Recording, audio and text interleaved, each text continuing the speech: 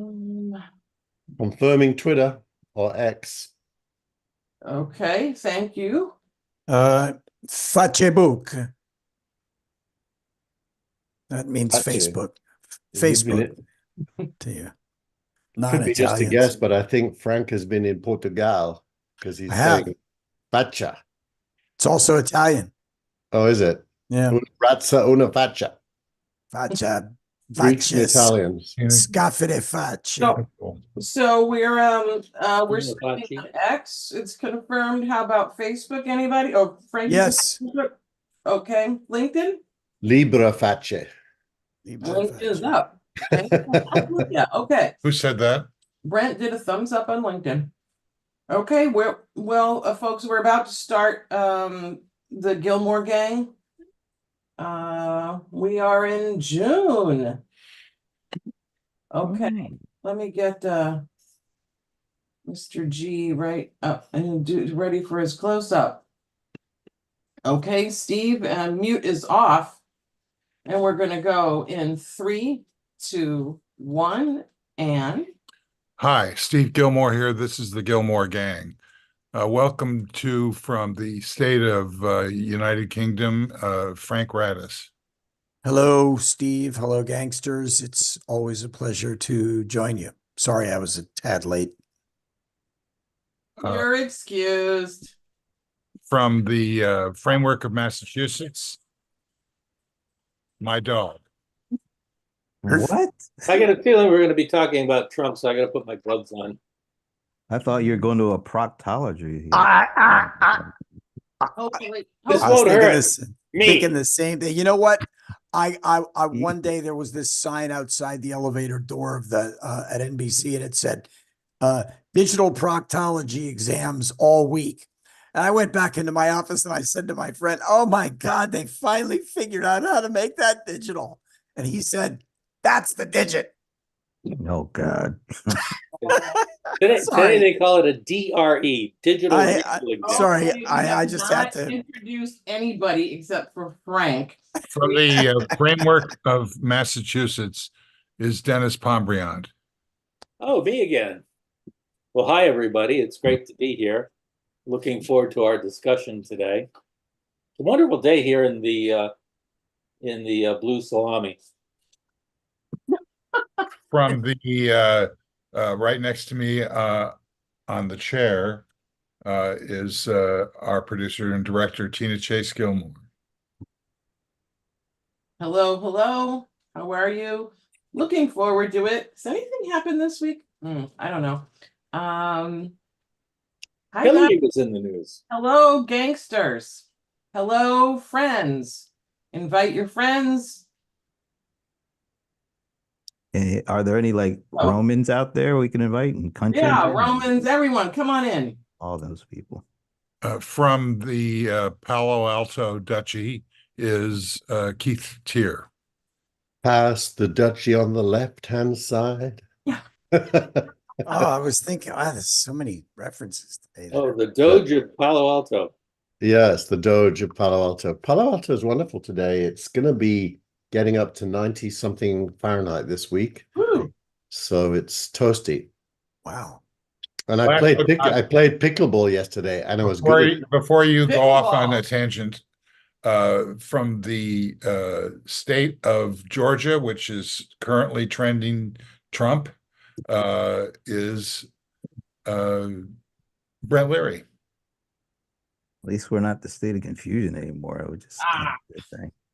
Well, you've made up your mind. I mean the state, not you. So what do you have to say for yourself, Brent? Oh, I mean, I don't have to speak for the whole state or anything like that anymore. Apparently not. Just you. I one thing I was like, I would like to say, I saw this really great show earlier this week is called Talking Headless with the venerable Paul Greenberg and as his guest or one of his guests was the venerable Steve Gillmor. It was so much venerableness on that show. It was you could feel it oozing through your monitor. It was lots of good stuff. It was good. It was really good. I thought it was good. Tina, didn't you think it was good? It was great. You haven't There it even seen it. She was at the beach. Lucky her. She could have been watching there, you know. I just know it was great just because, you know. It was Steve, come on. it was venerable on Steve. venerable love. I mean, they were throwing posies at each other. It was Oh, really first. an experience unlike any other. Let's put it like that. Nice. And you were behind the controls, correct? Absolutely not. I was not. Paul You- runs that show. So Really? yeah, absolutely. Brett can't do every show on Earth, Steve. I will correct that. Brent doesn't want to do every show. You Yeah, could do it. You They're just not mutually aren't. exclusive.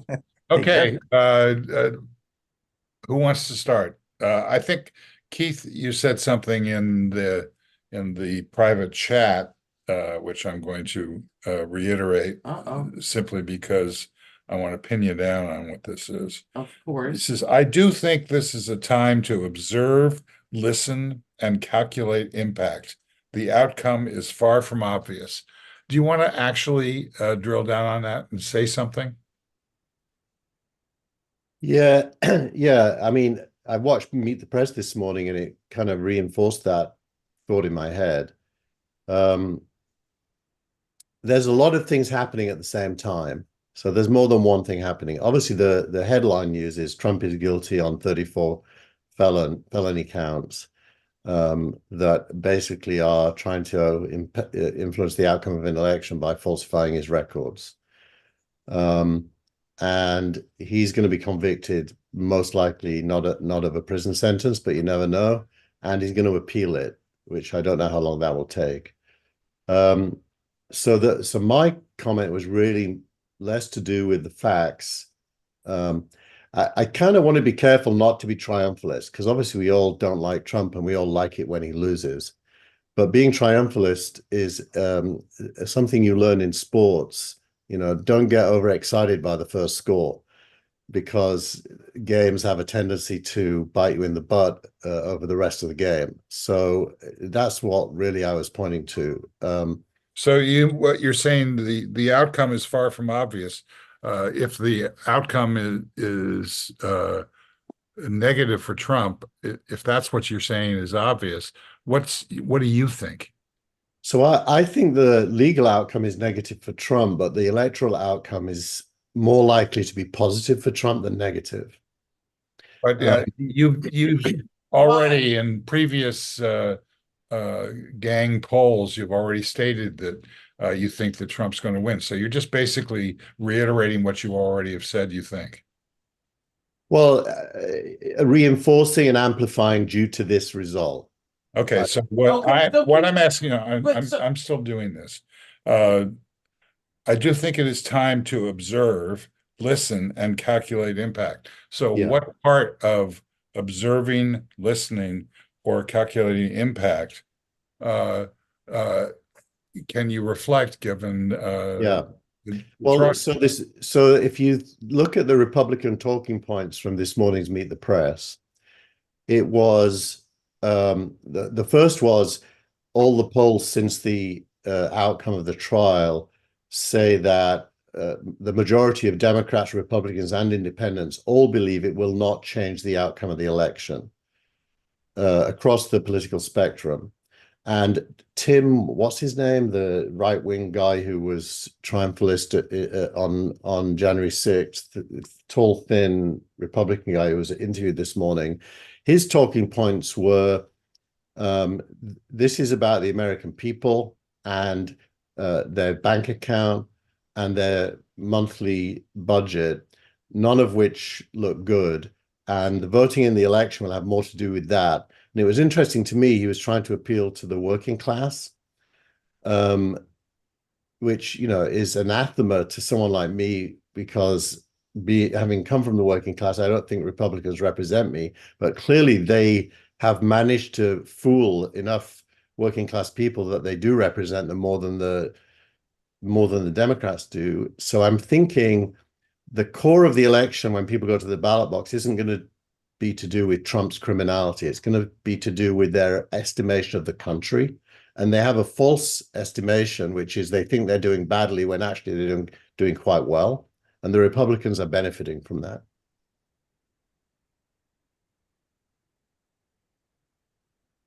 Well, what do y'all think about that? Well, I think there's a lot to like in what Keith is saying. However, I also think that the numbers aren't adding up for Trump.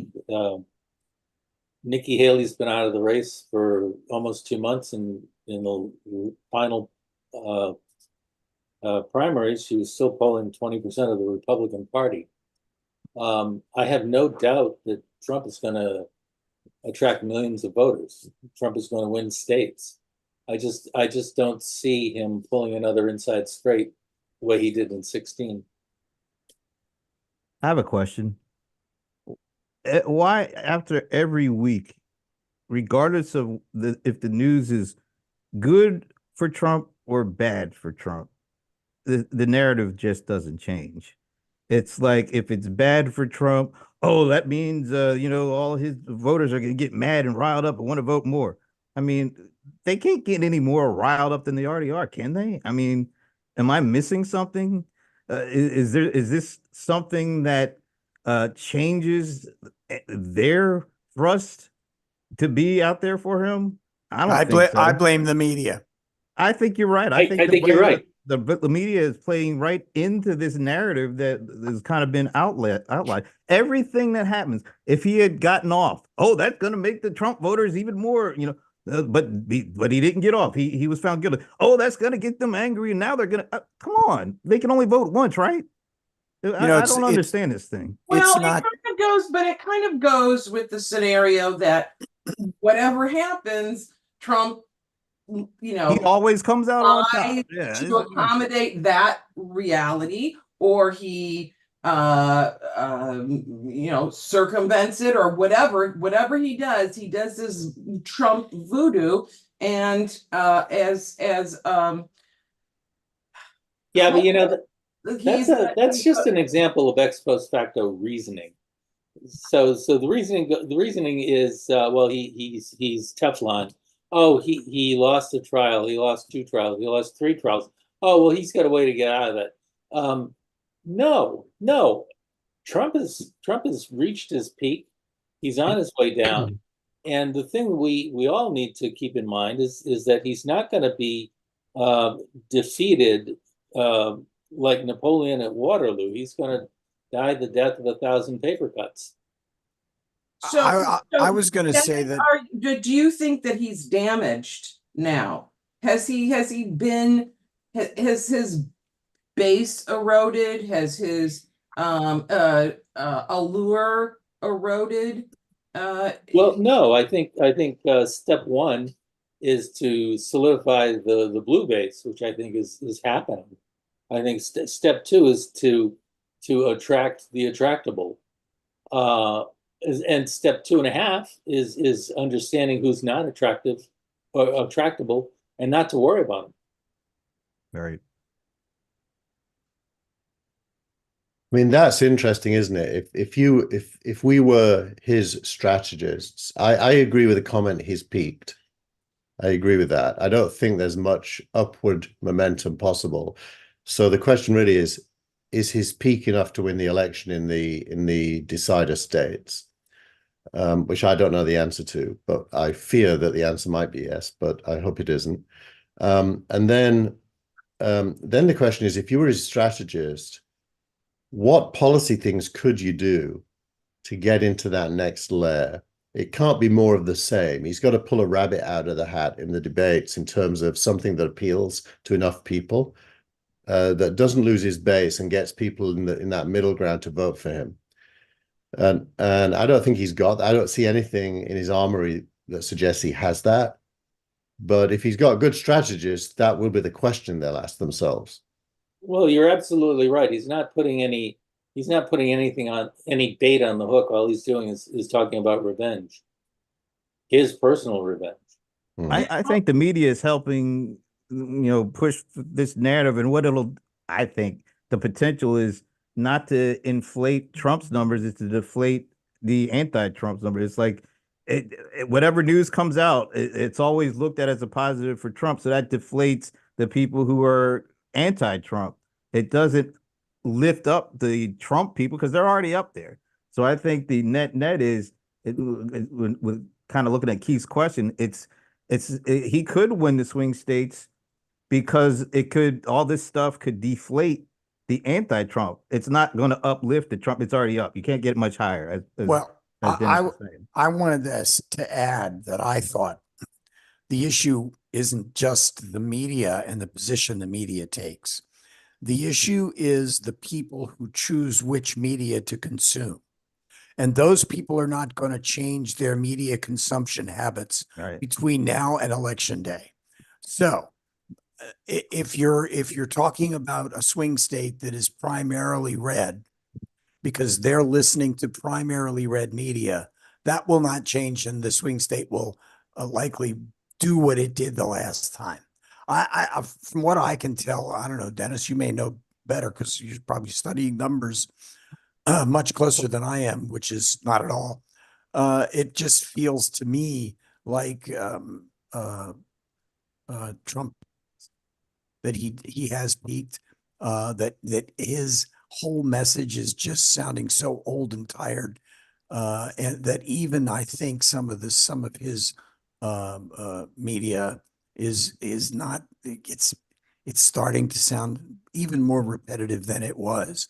So I think that that's going to grate on people over time, and that's the only way he's going to lose that part of the media, because CNN's not going to change, MSNBC is not going to change, Fox is not going to change.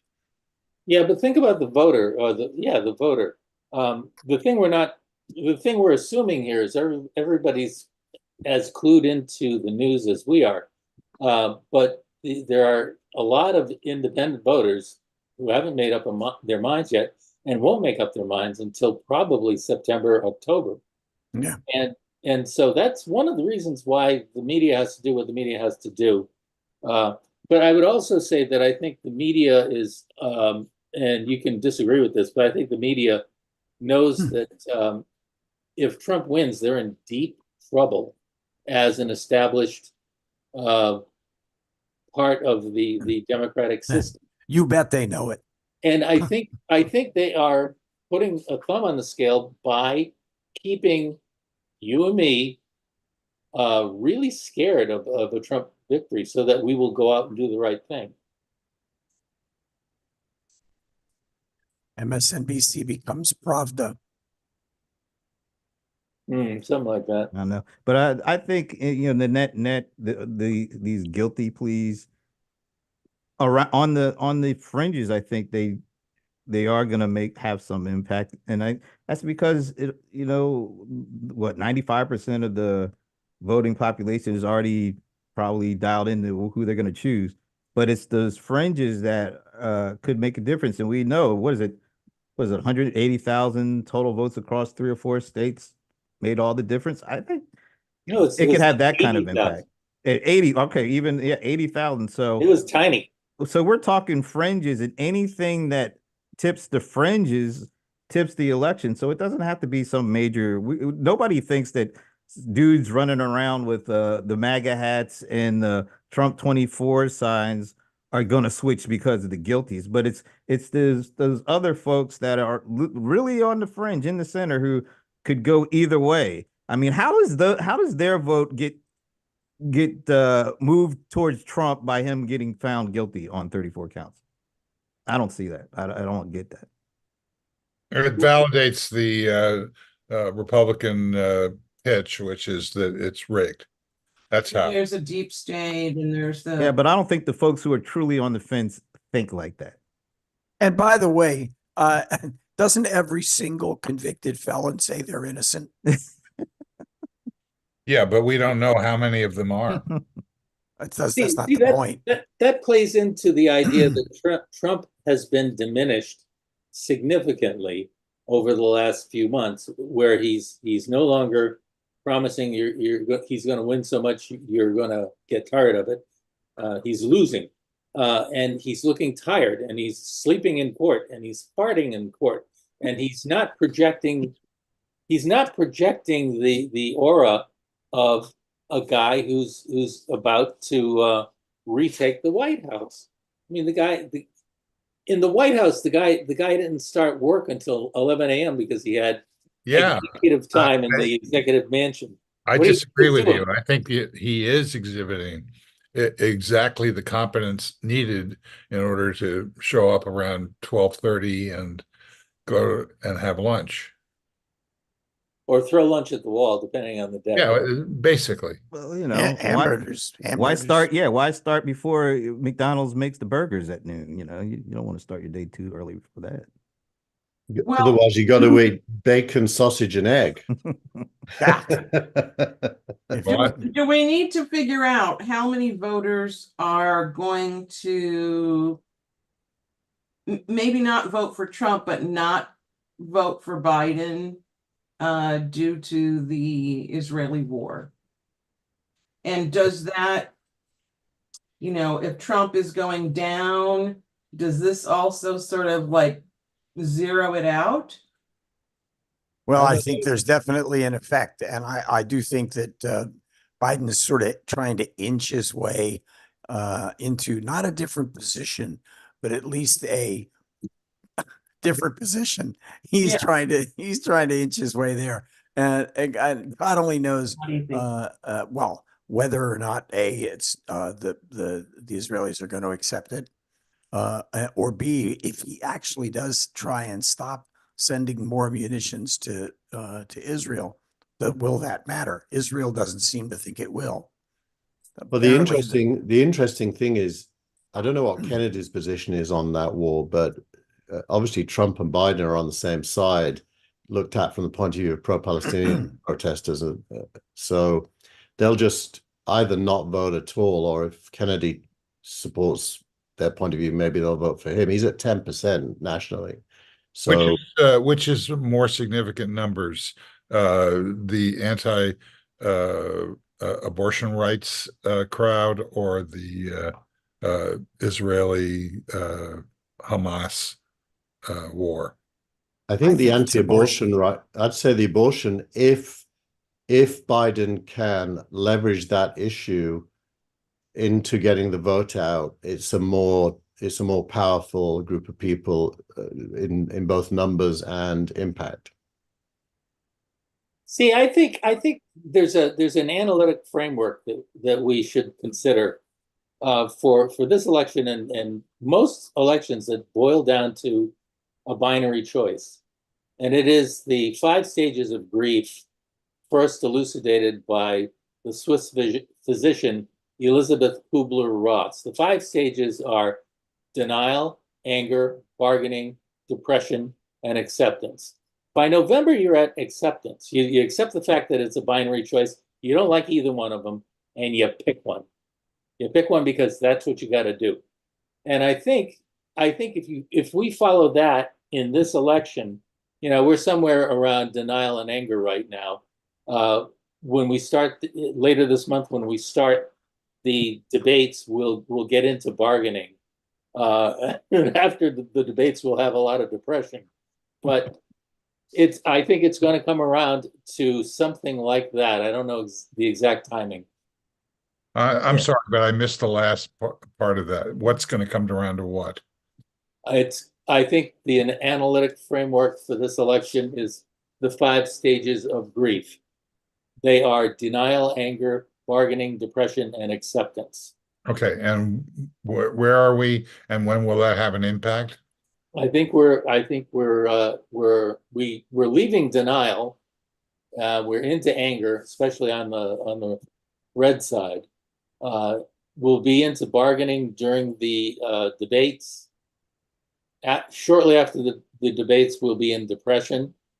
And at some point before the election, So what do you mean by that? We're going to be in depression for what reason?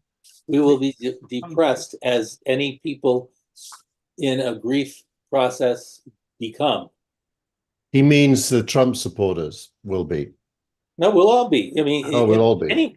Anybody who's not a hardcore Democrat who wishes that somebody other than Biden was running will be in depression. Oh, because of what we're faced with as a choice. Right. But wait a And minute. When did the Trump voters leave the anger phase again? I haven't They may seen that not. happen yet. They may Just not. saying. I don't But know. I I'm, think I'm, I'm I talking think a about the lot. body politic. I'm I talking think about how the you get lot. from here to November. I think a lot of the depression on the right is going to be how much they decided to follow their leader, and then he fails. So what happened? Who failed? Trump? Yeah, How does he fail? he goes down the tubes. That's failing. He doesn't win the election. That's failing. What I'm saying is that depression could be as much as the right deciding that they've hooked on to the wrong guy. And once that realization happens, you get to the end of those stages of grief, right, Dennis? That's right. It doesn't have to be everybody. It has to be enough to tilt the election. If if Trump's negs are his sleaziness and his felonies and his indictments, and Biden's negs amount to the economy and his age, I think reasonable people will go through a grieving process and say, this time all we got to really is Biden. We got to put Biden back. I think there's still a lot of people out there waiting for the white knight thing again. Like until you go through these conventions and they officially become their party's candidate, there's still people like hoping, oh my God, there's got to be something else that comes along. Those dreams have to be crushed and dashed completely before they get to moving on with what Dennis is talking about, because there's still a lot of folks holding out. I think the trial has done a great deal to convince people that it's not going to change, and that basically we're going to have to suck this up. Brent, I think you're onto something there. I think you're describing the denial phase, which is pretty early.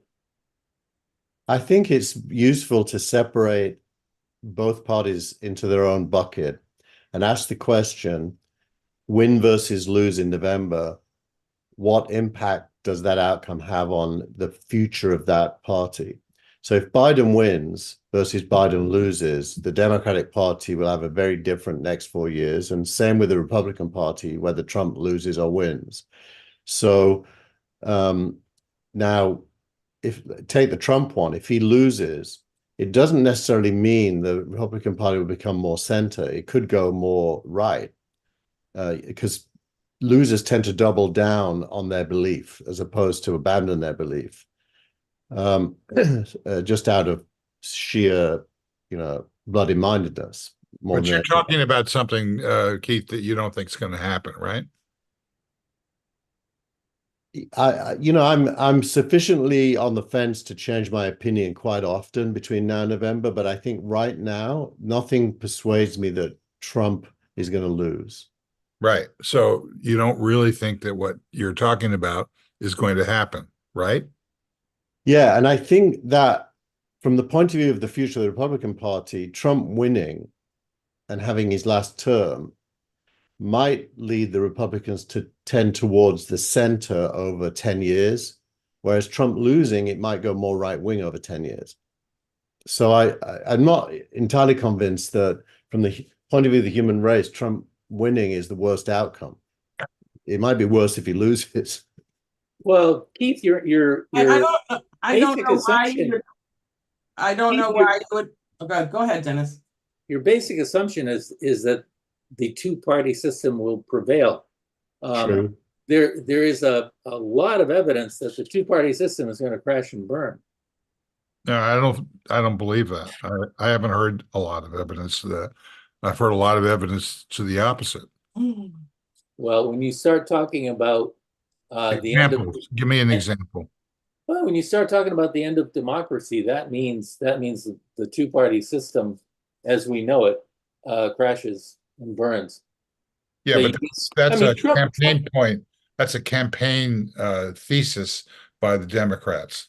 Do you think That's that's not working? necessarily This is real. the end of democracy, that everything's gonna go where we're just gonna disappear, that the whatever the founding fathers set up, that it's all crashing and burning, and we better,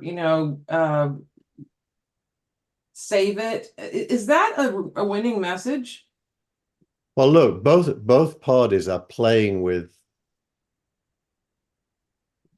the way in which the judicial system, the executive, and the legislative systems are leveraged in their campaigns. I mean, I for one, do But can you answer think the question before you broaden it?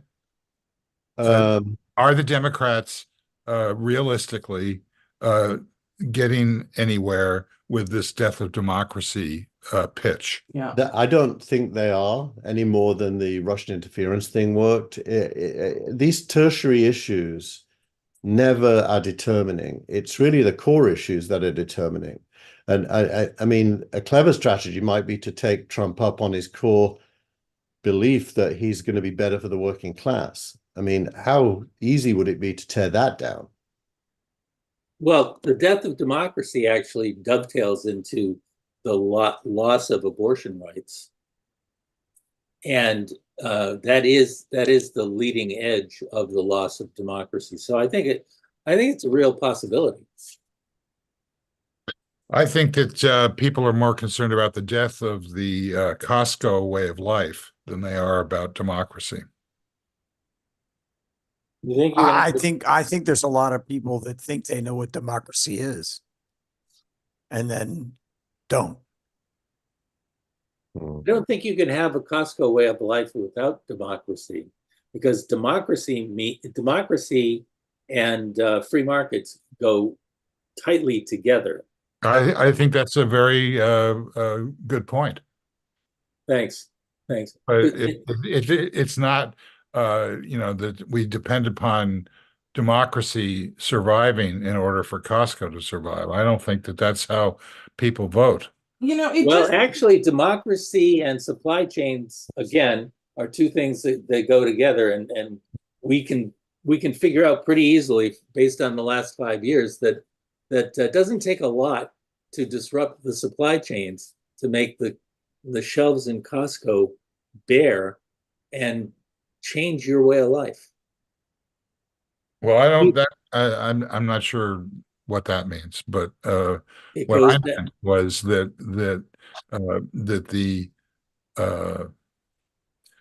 the market forces in a basically tied up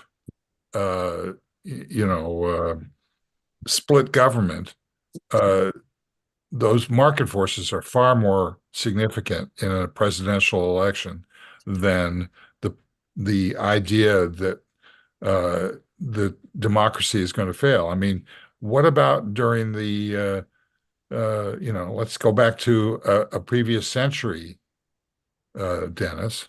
Okay. So what was it? It's not the Reformation. That was a little earlier. The Enlightenment. No. Oh. I'm trying to get to the word for Reconstruction. Oh. After the Civil War. That's right. Isn't that where the battle is being fought in terms of the Supreme Court and other so-called institutions right now? Well, the Republican Party for many decades has been trying to repeal all kinds of progressive things, whether it was Johnson's New Society or Great Society, or Roosevelt's New Deal, or Teddy Roosevelt's embrace of trust busting, trying to get us back to the Gilded Age. It could happen. But more likely what's going to happen is what happened with this, John McCain. Healthcare. Likely what's going to happen is that people are going to get used to not being threatened with bankruptcy and total chaos because of their economic and healthcare situation. Yeah, Is that what happened in the Weimar Republic in Germany? I'm not, That was more to do with the currency being rendered worthless. Hyperinflation or stagflation. Yeah. The currency was rendered worthless, but um, And The- the Treaty of Versailles, by the way, the post First World War agreement was very onerous on Germany. I understand all that, but you have to also take into account that in that era, um, innovation, individualism, a whole lot of things that you count on in democracy to simply make things work were bottled up and stopped. I would frame it. I don't know. Let me just try this out, but I think this is what I think. You talked about democracy and free markets needing each other, but actually, there's a third thing, which is regulation. And over time, the history of the free market is a history of a regulated free market based on government intervention. And government intervention tends to increase over time in areas like banking, food, for example, so you can't poison us, all kinds of things. And so the truth is that a civilized society has a somewhat free market, but not totally free. Democracy and freedom have become opposites in modern political dialogue because freedom means get rid of the government now, and democracy is perceived as a means of achieving that. And so you get this extreme individualistic freedom people who don't understand that society needs rules, and then you get extreme government people who don't believe that individuals need freedom. And actually, individuals do need freedom and societies do need rules. And that blending of those two has never really happened in any intellectually convincing way. So you end up with these warring tribes. Oh, I don't agree. I think the whole post-World War II synthesis is a great example of exactly what you're talking about. And it's the thing that Trump wants to tear down, along with Vladimir Putin and Xi Jinping, or whatever his name is, Mr. Xi. Xi, spelled with an X. No, S-H-E. Yeah, and historically we've seen what happens like that. The 19th century, the long 19th century, went from about the end of the Napoleonic Wars to 1914, and we had that was the first or second flowering of internationalism and free trade and a lot of good things. All of that came to a screeching halt with World War I, and the result after World War I was a global depression because of all of that. So we've got a lot on the line in this election, and democracy is at the center of it. Yeah, but individual freedom is also, I mean, the myth that you can be free with less government, that's a myth. I mean, freedom requires more government, actually. But we don't trust the government anymore. We've learned that you can't trust them. So what's happened is the pursuit of individual freedom has become separated from the pursuit of societal advance. That this thing of perfecting the union doesn't resonate anymore because people don't believe in the government. And so you get this separateness to do with individual freedom defined as leave me alone. And well, I would agree with most of that, but I think the piece that's missing is the social contract. The social contract is what drives freedom. I'm only free if you're free. I'm only free to have speaking rights or religious rights or what have you. yeah, If I grant them to you. And so we've corrupted the idea of freedom, thinking that it's something that's all one way. It's all for me. yeah. And Well, to your point, we basically don't understand the right to free speech in the Constitution, which are just subplots within the big word government, which involves all branches. We've forgotten that our freedom relies on those things, and we think that those things are our enemy. I don't mean we. I don't believe this, but lots of people do. right. that those things are our enemy, and that basically any interference is bad. Yeah, but I don't think that has anything to do with the larger forces that are at play in this election. Maybe not. What do you mean? Give us an example. I don't think that this discussion of First Amendment rights or gun control or any of those kinds of issues are driving the results of this election.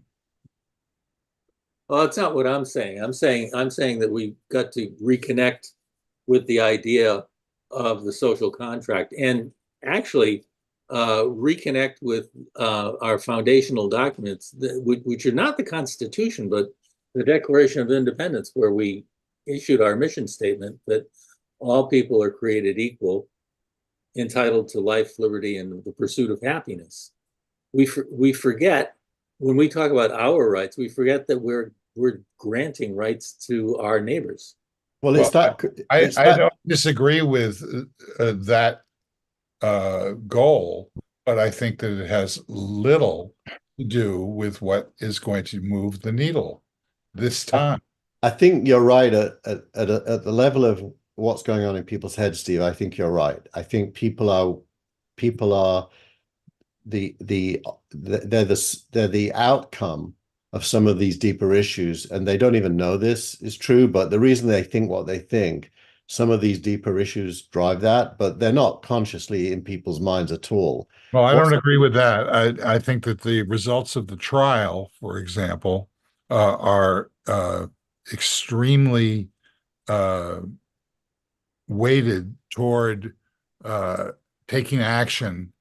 I mean, what they did in the trial basically was to ask 3 questions, and those 3 questions boil down to, does the government have a case? And secondly, have they proven it? And then, therefore, we're done. I would add that I think, in terms of democracy, the story will evolve through the Republicans in the House and the Senate who came to support Trump's position that the trial was rigged, basically as undemocratic as you can possibly get. And I think that that's going to really play a bigger role than it's playing right now. I just have a sense that. Well, the only strong case there is the geographical jurisdiction and the jury being picked from a district where Trump's polling at 5%. And the claim is that was on purpose, and so he was on a loser from day one. He committed the crimes in the state of New York and in the city of Manhattan, and that's why they went after him. And, yeah, but still, you they asked for a change of jurisdiction. It was a no. I mean, I listened to it this morning, and let's just do the most coherent argument they have. And I don't agree with this argument, but this is it. But you're saying this argument. You may not agree with it, but you're proposing it. Well, because it's being said, I'm just acknowledging that this I know, but can we think for ourselves, please? Yeah, but you have to start with the facts of the debate. I don't have to. I don't agree with what you just said. I think that it's a. You didn't let him say anything. I didn't really have a point of view yet. I'm just saying what they're arguing. Let's hear it. I mean, what they're arguing is that, and that therefore he could never have won. Therefore, it was a show trial, and it was politically motivated because the judge donated to Biden twice. You mean like what he did was not politically motivated? I mean, everything. No, I'm not arguing for this, Steve. I'm just saying this is the argument you have to argue against. Oh, I don't have to argue against. Someone has to. I don't agree. I think that you're in the media trap of fair and balanced. It's not fair. It's not balanced. And so what? The jury said, so what? Well, you've got to look. Let's get to the. I go with the jury. Let's get to. But Keith, what you're saying is like whatever Trump claims, whatever he says, that's what we then have to fight against. And he says bullshit and he lies. So why do we want to elevate that to the status of like, oh, yeah, this is A reasonable argument. yeah, it's not. No, I'm not saying it's a reasonable argument, but I'm saying you only need a half truth to persuade your followers that it's truth. And, Well, I disagree with that statement. Well, I don't know that that's true. Sounds to me like a political statement, which may or may not be true. I Sounds don't to me like P.T. Barnum. Trump people, I don't think they need a half truth. They'll go on pure lie. It doesn't matter. Exactly. That's Some the of the point. people all the time. I mean, that's the point.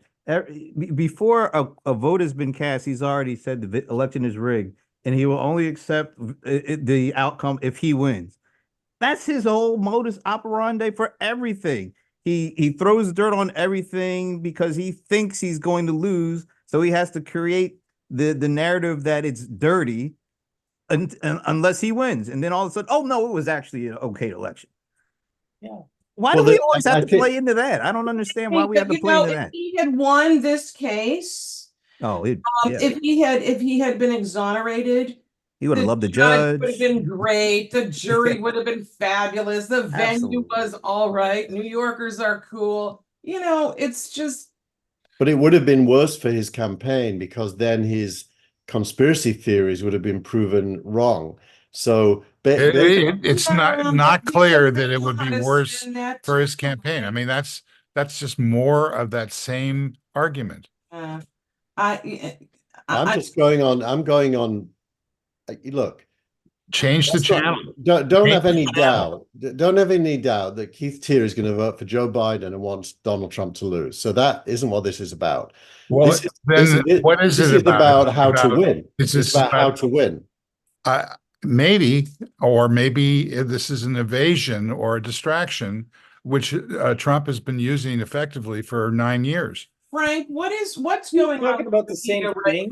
Frank, what's going on with the media right now that you don't like, and why? I mean, the conversation that's going on here, I think, is kind of a good example. We get caught up in the Trump lies, the things that we have to, or we think we have to volley back and forth with. But isn't that just getting sucked into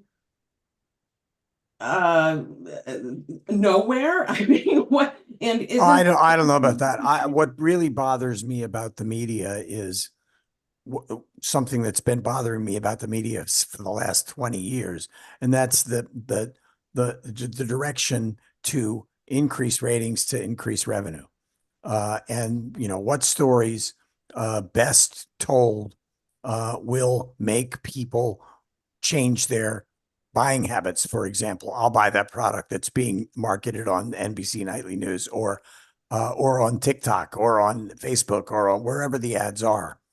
I think that's a big deal. I also think it's interesting. I used to think that the New York Times was the greatest down the road hard journalism. And the more I read the New York Times, the more pissed off I am at the New York Times for feeling to me like they're trying too hard to appease Trump. And that bothers me. And those are the kinds of things. When I say the media, I'm not just talking television. I'm talking everything: television, online, on the air, newspapers, radio. It just bothers the hell out of me. And the fact is that the viewership is cemented to those things that best reflect their own personal thoughts. And that doesn't move the needle one bit. That's because it's not news. Which is why polling has become inaccurate. Yeah. I would like to point out one thing.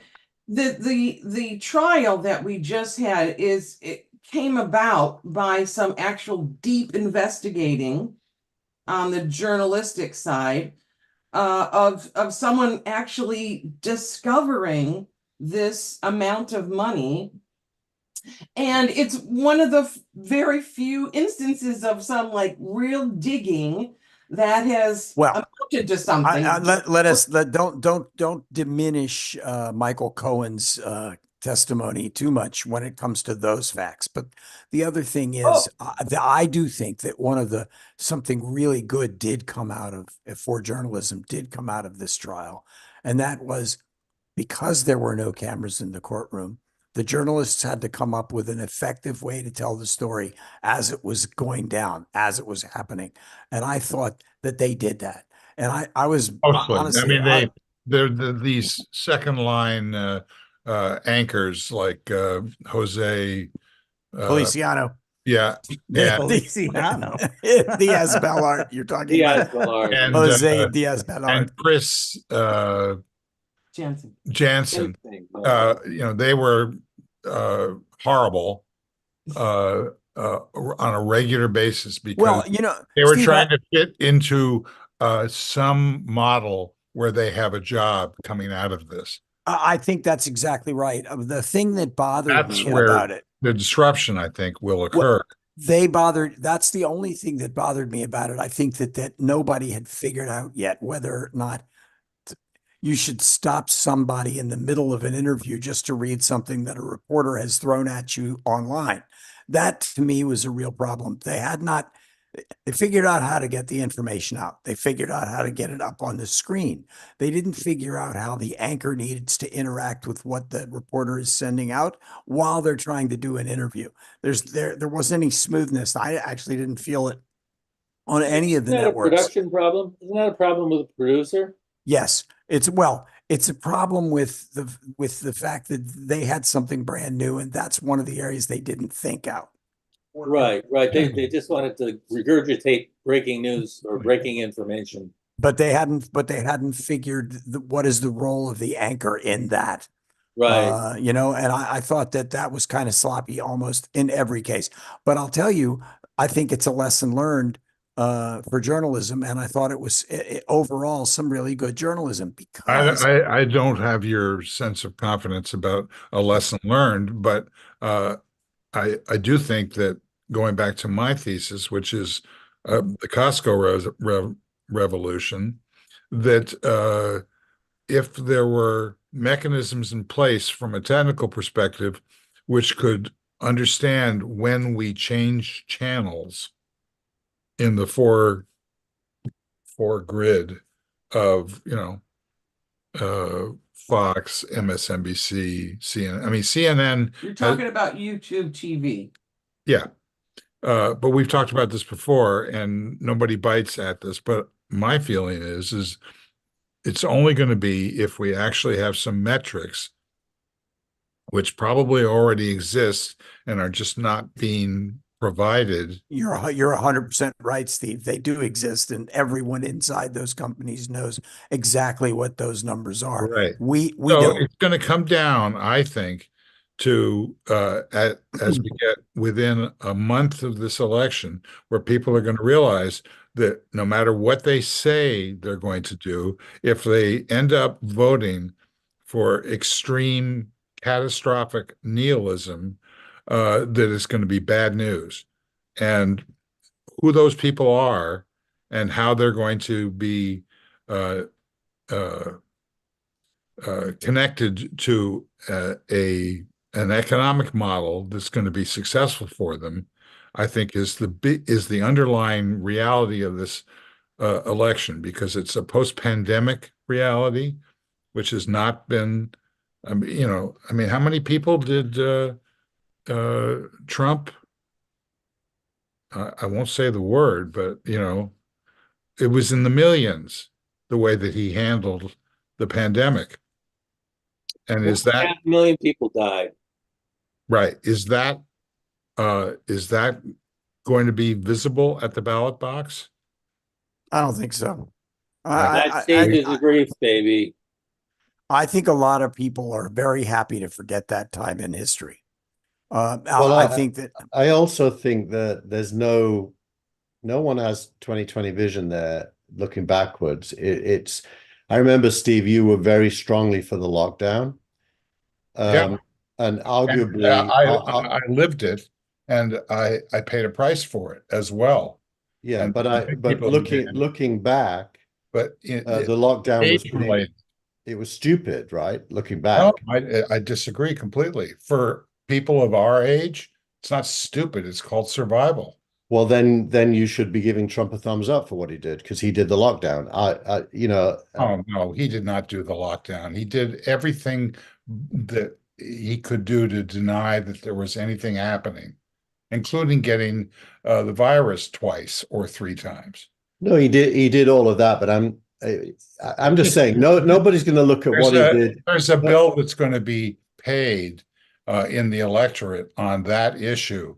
And I don't know how it's going to be exposed, but I suspect the way it'll be exposed is through the media basically having to come to terms with what their business is and how they are successful at it. I think there's the media, but look, one of my kids had COVID recently, and the school rules now, and this is under Biden, are you can go to school with COVID as long as you don't have symptoms. That's the rule. And so it's the opposite of the lockdown now. Because why? Because we learned But that it's not. you're conflating a rule for a population that's in their teens and 20s with one that was what we actually were talking about, which was Yeah, and No, don't but it hasn't changed. I mean, so many of my friends have had COVID in the last month, and nobody's arguing for vulnerable people to be locked down. And COVID may be more vociferous now than it was during the peak of the pandemic. No, It's just no one's measuring the numbers anymore. I can tell you, I've got so many. You're mashing this into a political argument as opposed to a medical one. From a medical perspective, if you want to avoid a life-threatening illness, you do certain things. Yeah. If you are in your 70s, as I am, there are things that you can do, and there are things that you can minimize the equation, which is the vast penetration of vaccines in this country and to some extent worldwide. Let's Right. forget that in the beginning of the pandemic, or for a year plus, we had no vaccine. Yeah, I mean, it was less than a year, but but look, I'm not actually looking to talk about what the right personal strategy is. I'm talking about whether Trump pays a price for COVID, which was your point. And I'm saying I don't think he does. No, I don't. I think that the media is going to pay a price unless they come to the understanding and the conclusion that there are larger things at stake in this election than the rule of law or the death or continuance of democracy, and that these things are largely political stances that are being taken by the two-party system, and they're not going to be particularly effective in the long run. It's worth Steve, what do you mean? What do you mean, Steve? You tell us what isn't, but you don't tell us what is. I don't know what your question is. You just went through a long exegesis about what's not important, what's not, but you haven't told us what is important, at least to you. He means from the point of view of the election outcome. Well, I think what's going to drive this election. You say it's not going to be. It's not going to be. You accept what I've said about what it's not going to be. I don't know. I'm looking for something. You're confusing. You're confusing me. You're saying that I'm not saying what it's going to be, but that implies that I am saying what it's not going to be. I think I've said very clearly what it's not going to be. I know you've said very clearly what it's not. Okay, so that's at least my the opinion. universe of things.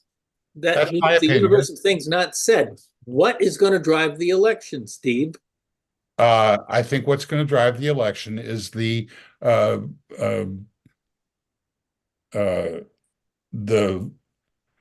what I call the Costco economy. I think that's the real economy. I don't think that it's about inflation. I don't think that it's about any of the things that the major parties are trying to sell us, because they're basically trying to sell us either everything's nuts, and it doesn't really matter if you vote for Trump. That's I don't think, one I don't, flip thi- of the coin. I don't think it's any of that. Okay, go ahead. I'm I not. think, I'm not. I'm not. no, confused and about I what I'm saying. appreciate that's what you think and feel, and that's Great. perfectly legitimate all- and all of that's that. all I ask. I personally think that what will drive the election is that last minute emotional impact once you get inside that box and pull the lever. It's about your emotions. It's not as much as I don't think people honestly. There'll be a lot of smart people that are going to go in there and that are going to tick off through their head, well, the economy this and immigration that, and who's going to pay for the wall this. And, oh, I read the 2025 manifesto and I don't want that guy running that. He's out there and they're out there saying what everyone is. They're absolutely telling you what it is they're planning on doing, and nobody seems to give a shit. Frank, I agree with that. Yeah, So do I. I think everybody agrees with that. Okay. So if we could, but So if we, what's next? Hang on. I was talking, and Right. then he said Right. something, and I was listening to him, and I Right. agree with him. You agree with him. Okay. What's next? Dennis, is there something that you'd like to hear from Frank about what you think is happening and what's important for this election? I think Frank has been very clear. I don't have any follow-up questions for Frank. Thank you. The one thing I would That's add, it. You're being nasty. That's nasty. the one thing I would add, Frank, is what's stopping the Democrats from conjuring up a Trump future where, Latino immigrants are being dragged out of their home and put on planes and sent out of the country, where women are being forced to have children they don't want. I mean, that if you could conjure up Trump 2024 through 2028 and depict what America looks like, it is not a place anyone wants to live. Good. That's Morning in America, and that would be a great way to do it. And That's Morning with a U. Yeah, I was going to say, please yeah, add the exactly. U. So, I mean, look, one of the things that I haven't seen them do is to do one messaging piece across every one of their buys in every single state. I haven't seen that happen, and to my mind, I understand regionalization and all of that, but still there are overarching big ideas. And it's something I don't think the Democrats have figured out yet how to take advantage of that, how to harness the power of that, and how to use that. I don't think that they've done that yet. Or maybe they're keeping their powder dry. Recall, Or maybe, and they're going to wait until the last minute. recall Lyndon Dennis, Johnson's confident? ad on Dennis, election eve with the nuclear detonation. Dennis, are you confident enough to let it ride until the evening of the election? No, it's going to be about a month before the election. They're going When to come in. when early So voting at what starts, they date got are to you do going that. to feel comfortable about, taking riding with an outcome that's going to be remotely acceptable to you? November 6th. I was asking Dennis. My thesis hasn't changed. Trump is going to die the death of 1,000 paper cuts. Between now and then, we need paper cuts. We need base hits. In everything that we're talking about right now. And then you hit the home run about a month out. I think at this point, the Democrats have a great chance of creating ads where they use nothing but Trump's own words. Yep. To show how unreliable and ineffective and frankly stupid he is. Those spots, they live on the internet. They're out there. Yeah, I think Jimmy Kimmel posted one on his show. Yeah. It was brilliant. Well, the Lincoln Project is I think doing the best job at that. They are. But here's the thing. So 4 years ago, I felt like we had a shot at pulling this off. This year, I'm not so sure. Pulling what up? You shouldn't have. You shouldn't feel Just that way. Yeah. a rational outcome to an incredibly dangerous and egregious situation. Well, can we agree that 4 years ago, because Trump was the incumbent and Biden wasn't, that it was easier because the incumbent always takes the incoming?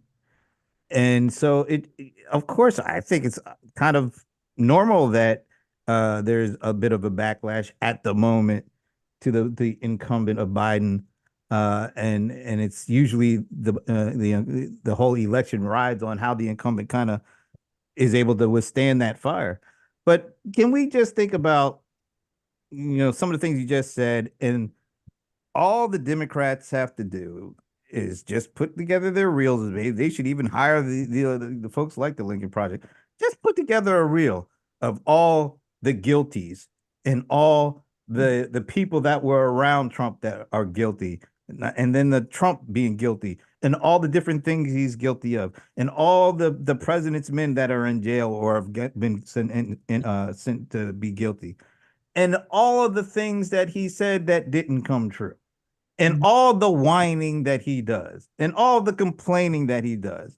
Just have that on a continuous loop. He So, never talks about anybody I else. listen. so what you're saying is that 12 or 16 or whatever the alternates add to it, Americans, regardless of their political persuasion, whether they're from Manhattan or not, got together and said guilty, guilty, guilty, guilty, guilty, guilty, guilty.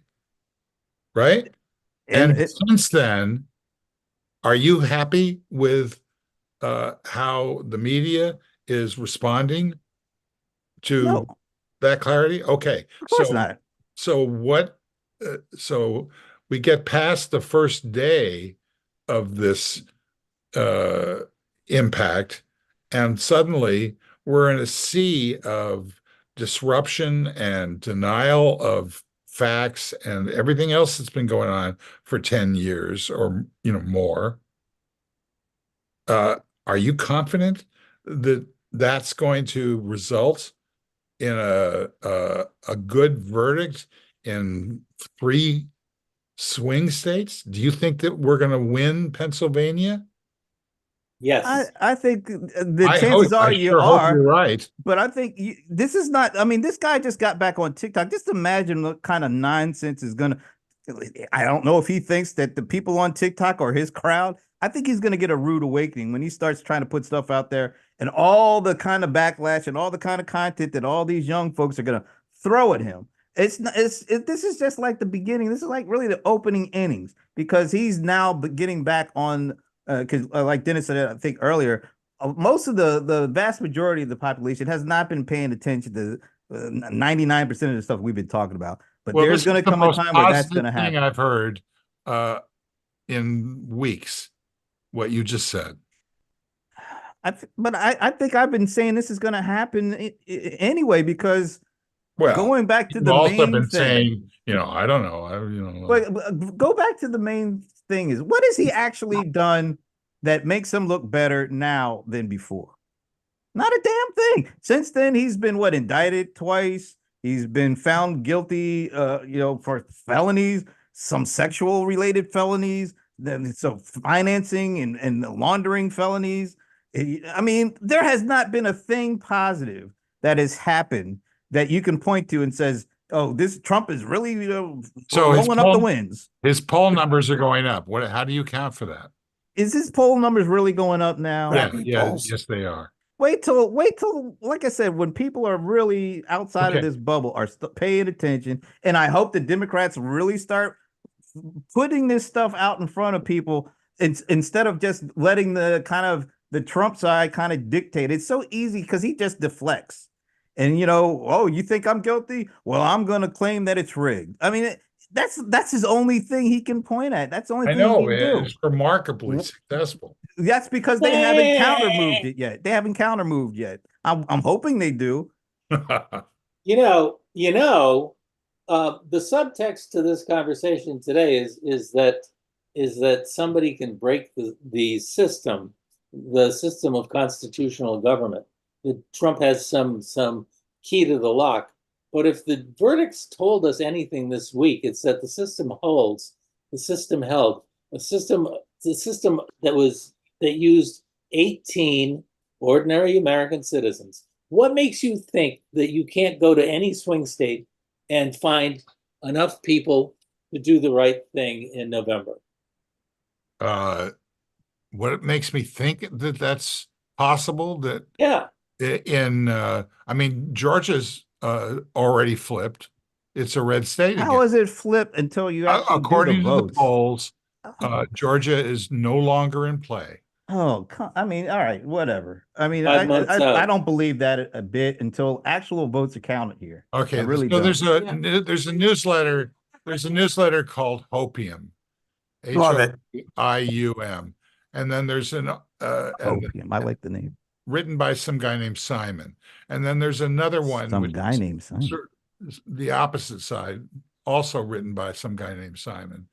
And between those two, you can get all of the roll up of what's going on. The New York Times, who when 538 was sort of dumped for actually knowing what they were talking about in terms of the polling, the New York Times is now sort of the negative poll repository.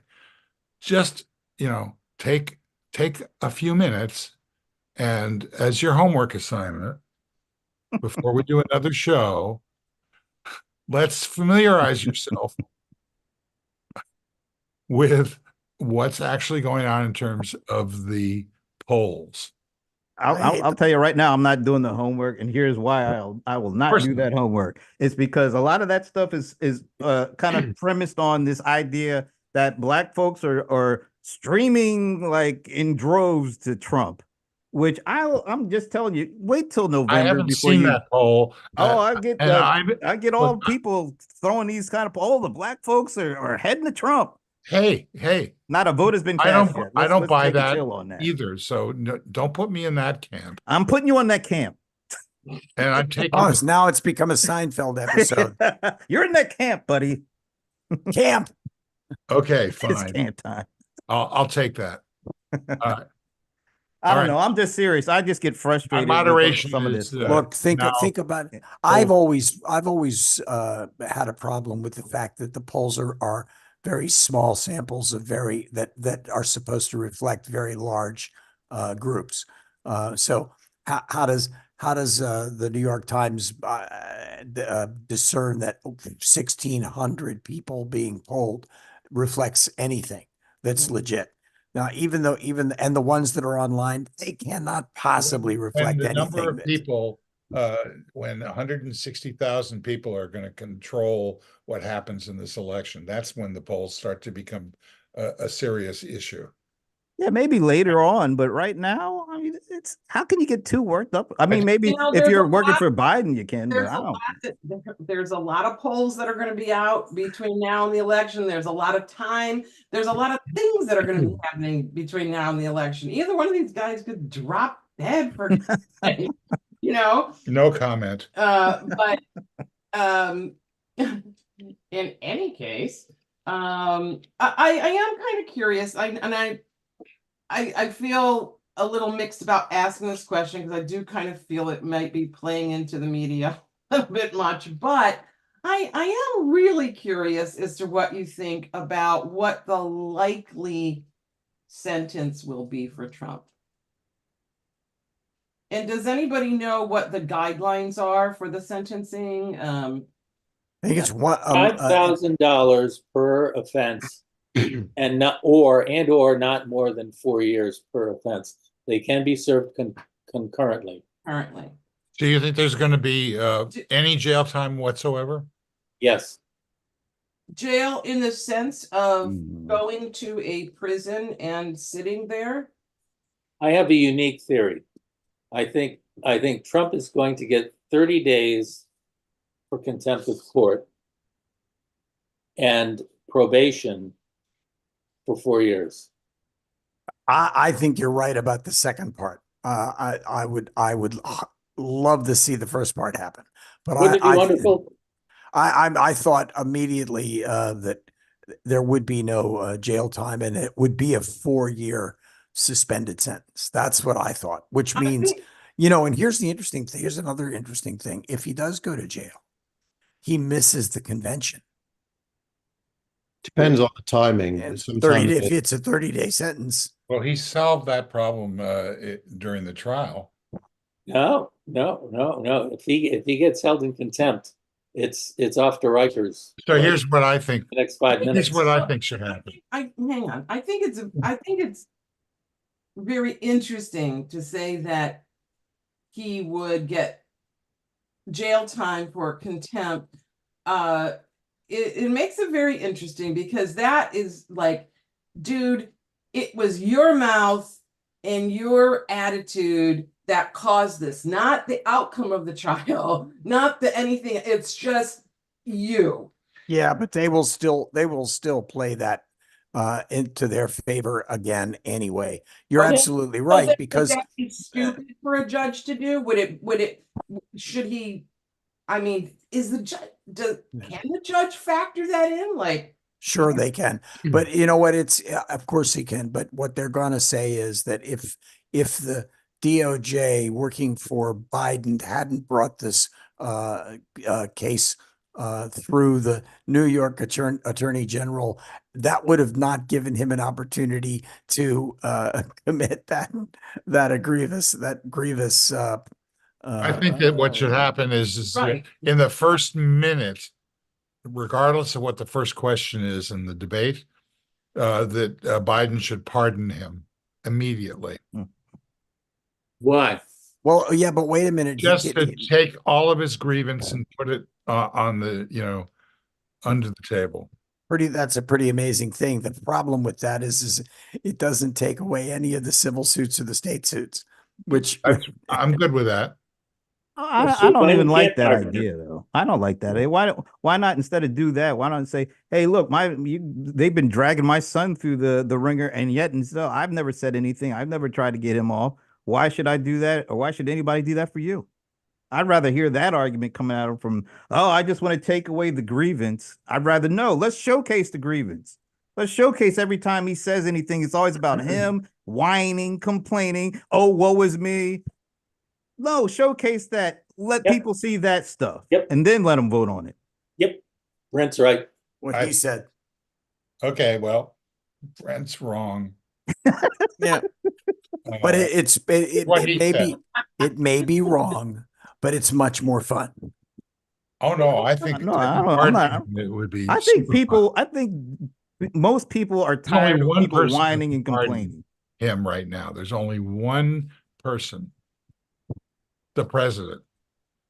probably isn't going to happen though, Steve. Don't do don't- that. No, I'm sure it won't happen, but that doesn't mean that, that it would be a very sophisticated. I'm not even sure what would happen. Can he be pardoned for a state offense? No. But he can by the For governor, the state. can't not by the president. the governor of the state. Yeah.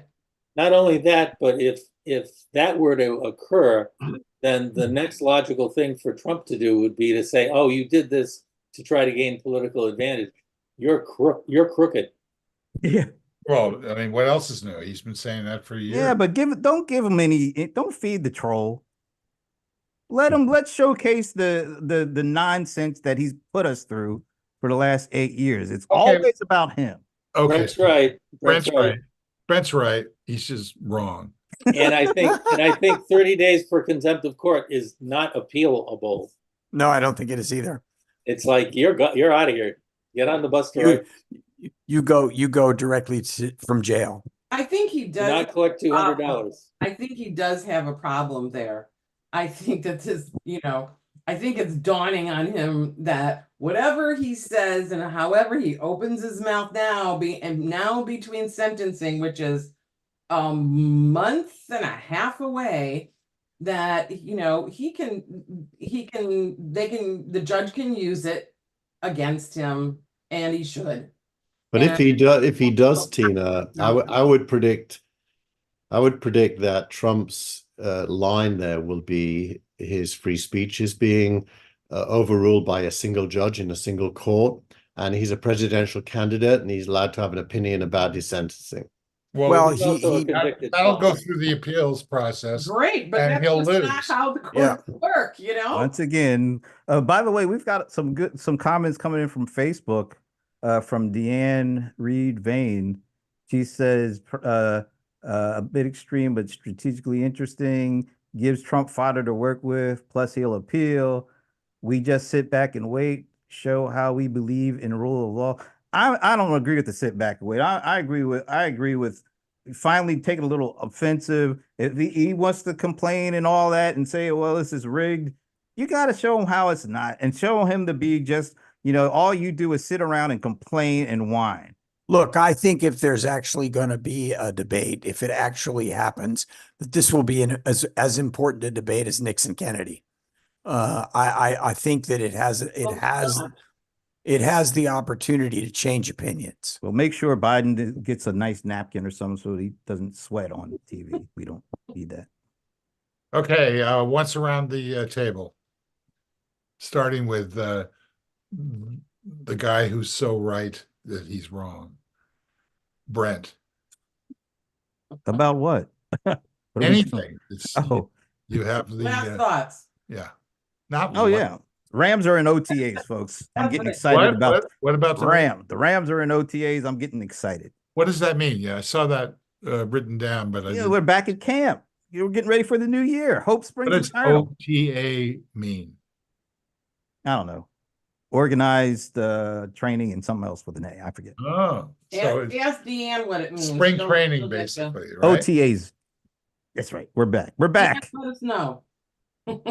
Okay, Frank Radis. Streaming is just bad cable. One, and two, you need to watch a movie or TV show called Fallout. It's bizarre. It's a streaming. Thank you. Is it watchable because it's bizarre, or it's also good? I think it's good. I think it's good and bizarre. It's good. I'm really sad that Resident Alien ended, but I love the ending, and it just opens up a great possibility for the follow-up season. I don't remember what the ending was. I don't know if we saw that. Oh look, cats.